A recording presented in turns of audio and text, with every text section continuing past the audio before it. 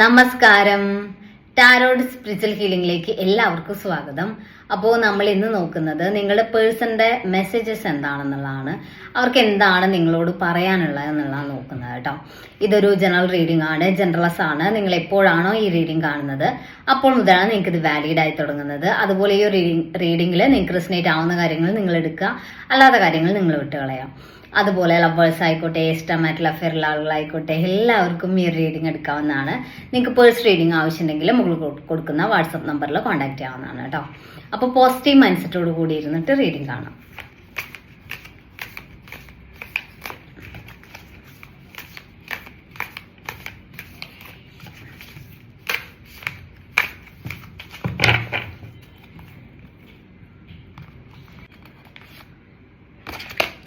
First card തന്നെ വന്നിട്ടുള്ളത് 2 of pentacles ആണ്. ഈ റിലേഷന്റെ കാര്യത്തിൽ നിങ്ങളുടെ പേഴ്സൺ കൺഫ്യൂസ്ഡ് ആണ് എന്നാണ് അവർ പറയുന്നത്. അവർക്ക് ഫീൽ ചെയ്യുന്നത് ഈ റിലേഷനിൽ ഒരു കൺഫ്യൂഷൻ വന്നിട്ടുണ്ട് എന്നുള്ളതാണ്. അപ്പം അവരുടെ മനസ്സിൽ ആ ഒരു കൺഫ്യൂഷൻ ഉണ്ട്. ഈ റിലേഷനിൽ മുന്നോട്ട് എന്ത് ചെയ്യണം എന്ന് അറിയാത്തൊരു കൺഫ്യൂഷൻ അവർക്കുണ്ട്. അപ്പൊ അവരുടെ ആ ഒരു മൈൻഡ് സെറ്റ് നിങ്ങൾ മനസ്സിലാക്കണം എന്നുള്ളതാണ്. ഈ റിലേഷനിൽ എന്താണ് ചെയ്യേണ്ടത്, മുന്നോട്ട് എന്ത് ഡിസിഷനാണ് എടുക്കേണ്ടത് എന്ന് അറിയാത്ത ഒരു കൺഫ്യൂഷനിലാണ് അവരിപ്പോ മുന്നോട്ട് പോയിക്കൊണ്ടിരിക്കുന്നത് എന്നുള്ളതാണ് കാണിക്കുന്നത്. ദ മൂൺ കാർഡാണ്. അവര് ഭയങ്കരമായിട്ട് നിങ്ങൾ അകന്ന് നിൽക്കുന്ന സിറ്റുവേഷൻ ആണെങ്കിൽ അവർ അത്രയും നിങ്ങളെ മിസ് ചെയ്യുന്നു എന്നുള്ളതാണ്. നിങ്ങളെ കുറിച്ചുള്ള ഓർമ്മകൾ അവരെ വിഷമിപ്പിക്കുന്നുണ്ട്. അവർക്ക് മാനസികമായിട്ട് ഒരുപാട് വിഷമം കൊടുക്കുന്നുണ്ട് നിങ്ങളെ കുറിച്ചുള്ള ഓർമ്മകൾ വരുമ്പോൾ. അവർക്ക് നിങ്ങളോടുള്ള ഒരു ഫീലിങ്സ് എത്രയാണെന്ന് അവർക്ക് സത്യം പറഞ്ഞാൽ പറയാൻ അറിയില്ല. അത്രയും അവരുടെ മനസ്സിൽ അത്രയും ആഴത്തിൽ നിങ്ങളോട് ആ ഒരു സ്നേഹവും ഫീലിങ്സും ഇമോഷണൽ ബോണ്ടിങ്ങും ഒക്കെ ഉള്ളതായിട്ടാണ് കാണുന്നത്. 4 ഓഫ് പെന്റിക്കിൾസ് എനർജിയാണ്. അവര് ഒരുപാട് കാര്യങ്ങൾ നിങ്ങളോട് പറയാതെ മറച്ചു പിടിച്ചിട്ടുണ്ട് എന്നാണ് കാണിക്കുന്നത്. അവർക്ക് ഒരുപാട് കാര്യങ്ങൾ നിങ്ങളോട് ഷെയർ ചെയ്യാൻ ആഗ്രഹമുണ്ട്. പക്ഷെ അതൊന്നും അവര് നിങ്ങളോട് തുറന്നു പറയാതെ ഹൈഡ് ചെയ്ത് നിൽക്കുവാണെന്നുള്ളതാണ്. പക്ഷെ നിങ്ങളോട് അത് അവരൊരിക്കൽ തുറന്നു പറയും എന്നുള്ളതാണ്. അവരുടെ മനസ്സിലുള്ള വിഷമങ്ങൾ, ഈ റിലേഷനിൽ അവർക്കൊരു ഡിസിഷൻ എടുക്കാൻ പറ്റാത്തതിന്റെ പ്രശ്നങ്ങൾ, അതെല്ലാം അവർ നിങ്ങളോട് ഓപ്പൺ ആക്കും എന്നുള്ളതാണ് കാണിക്കുന്നത്. അവർക്ക് അത്രയും വിഷമമുണ്ട്. ഈ റിലേഷനിൽ ഒരു സ്ട്രോങ് ഡിസിഷൻ എടുക്കാൻ പറ്റാത്തതിന്റെ വിഷമം അവർ ഭയങ്കരമായിട്ട് അനുഭവിക്കുന്നുണ്ട്. അതുകൊണ്ട് തന്നെ ഈ റിലേഷന്റെ കാര്യത്തിൽ ഒരു ഡിസിഷൻ എടുക്കുന്ന കാര്യം, അല്ലെങ്കിൽ അവരുടെ മനസ്സിൽ എന്തൊക്കെ വിഷമങ്ങളാണുള്ളത് എന്നുള്ളത് അവർ നിങ്ങളോട് ഓപ്പൺ ചെയ്യാൻ, അല്ലെങ്കിൽ ഓപ്പൺ ആയിട്ട് അത് പറയാൻ അവർ തയ്യാറാവും എന്നുള്ളതാണ് കാണിക്കുന്നത്. 4 ഓഫ് കപ്സ് എനർജിയാണ്. നിങ്ങളില്ലാതെ അവരുടെ ലൈഫിൽ ഒരു സന്തോഷം ഇല്ല എന്നുള്ളതാണ് അവർ പറയുന്നത് കേട്ടോ. നിങ്ങളില്ലാത്തത് കൊണ്ട് തന്നെ ലൈഫിൽ അവർക്ക് ചുറ്റിനും ആരൊക്കെ ഉണ്ടെങ്കിലും അവർക്ക് ആ ഒരു സന്തോഷത്തിൽ എൻജോയ് ചെയ്യാൻ പറ്റുന്നില്ല. അവർക്ക് സന്തോഷമായിട്ട് ഇരിക്കാൻ പറ്റുന്നില്ല. എപ്പോഴും ഒരു മിസ്സിങ് എനർജിയിലാണ്, ആരും ഇല്ലാത്തൊരു ഫീലിങ്സിലാണ്, ഒരൊറ്റപ്പെട്ട ഫീലിങ്സിലാണ് അവർ മുന്നോട്ട് പോയിക്കൊണ്ടിരിക്കുന്നത് എന്നുള്ളതാണ്. എല്ലാവരും ഉണ്ടെങ്കിലും ഒറ്റയ്ക്കായ പോലെയാണ് നിങ്ങളില്ലാത്ത ഒരു സിറ്റുവേഷൻ അവരെ അത്രയും വിഷമിപ്പിക്കുന്നതായിട്ടാണ് കാണുന്നത്. ദ ഹെർമിറ്റ് കാർഡാണ്.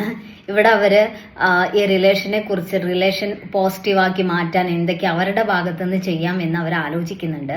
ഈ റിലേഷന് വേണ്ടി എന്തായാലും അവരൊരു ഡിസിഷൻ എടുക്കും. നിങ്ങൾക്കും ഈ റിലേഷൻഷിപ്പിനും അനുകൂലമായിട്ടുള്ള ഒരു ഡിസിഷൻ അവരെടുക്കും എന്നുള്ളതാണ്. അങ്ങനെ ഒരു ചിന്തയിലാണ് അവരുള്ളത്. അവർക്ക് എന്തൊക്കെ പ്രശ്നങ്ങൾ വന്നാലും റിലേഷൻ വിടാൻ വേണ്ടി പറ്റില്ല. അതുകൊണ്ട് തന്നെ അവർ ഈ റിലേഷന് വേണ്ടിയിട്ട് അവരെ കൊണ്ട് എന്താണ് ഇനി മുന്നോട്ട് ചെയ്യാൻ പറ്റുക, അങ്ങനെ ചെയ്യാൻ പറ്റുന്ന കാര്യം എന്താണെന്നുള്ളത് മനസ്സിലാക്കി അതിനനുസരിച്ചൊരു ഡിസിഷൻ അവർ എടുക്കും എന്നുള്ളതാണ്. അവരുടെ സാഹചര്യം, അതുപോലെ അവരുടെ ഫാമിലി, അല്ലെങ്കിൽ അവരുടെ സിറ്റുവേഷൻ, അതെല്ലാം ഈ റിലേഷനിൽ ഒരു ഡിസിഷൻ എടുക്കാൻ പറ്റുന്ന അത്രയും പോസിറ്റീവായിട്ടുള്ള സിറ്റുവേഷൻസ് അല്ല ഉള്ളത്. അപ്പം ആ ഒരു സിറ്റുവേഷന് അനുസരിച്ച് ഈ റിലേഷനെ ബെറ്റർ ആക്കി കൊണ്ടുവരാൻ വേണ്ടിയിട്ട് എന്തെല്ലാം ചെയ്യാൻ പറ്റുമോ അതെല്ലാം അവർ ചെയ്യും എന്നാണ് കാണിക്കുന്നത്. അപ്പം നമുക്ക് കുറച്ച് മെസ്സേജ് കാർഡ് നോക്കാം.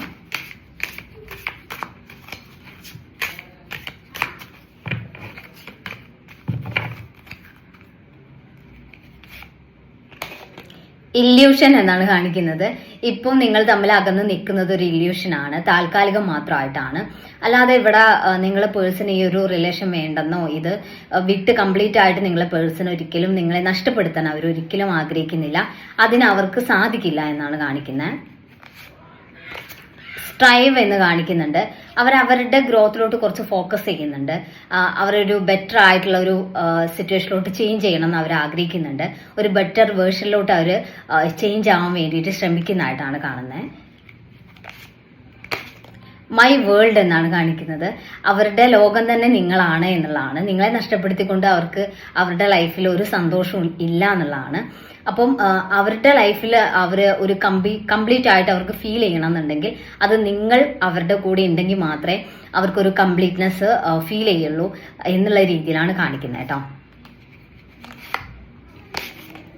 കമ്മ്യൂണിക്കേഷൻ എന്നാണ് കാണിക്കുന്നത്. അവർക്ക് നിങ്ങളോട് സംസാരിക്കാൻ അവർ ആഗ്രഹിക്കുന്നുണ്ട്. ഒരുപാട് കാര്യങ്ങൾ നിങ്ങളോട് തുറന്നു പറയണം, അവരുടെ വിഷമങ്ങൾ പറയണം, അവരുടെ സന്തോഷങ്ങൾ പറയണം, നിങ്ങളോട് കമ്മ്യൂണിക്കേറ്റ് ചെയ്യണം.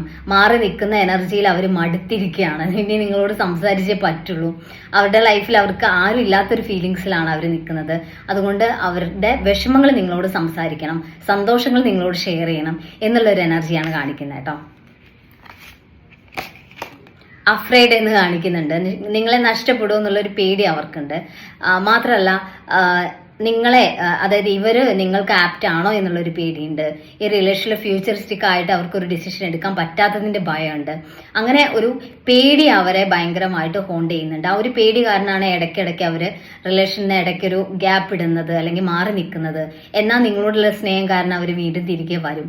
അങ്ങനെ ഈ റിലേഷൻ ഇങ്ങനെ പൊക്കോണ്ടിരിക്കുന്നതിന്റെ റീസൺ ഒരു പേടിയാണ് എന്നുള്ളതാണ് കാണിക്കുന്നത് കേട്ടോ. അപ്പോൾ നമുക്ക് കുറച്ച് ക്ലൂസ് കൂടി നോക്കാം.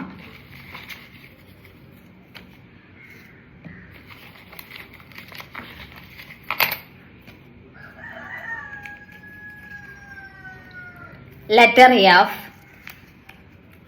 Letter C, Uthram 1986, letter M, letter B, July, Anizham, മകം,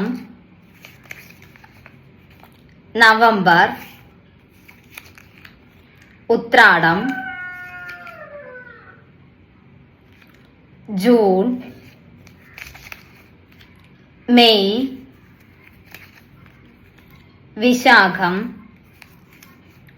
ഉത്രട്ടാതി. അപ്പോൾ നിങ്ങൾക്ക് ഈ റീഡിങ് ഇഷ്ടമായെന്ന് വിചാരിക്കുന്നു. Thank U.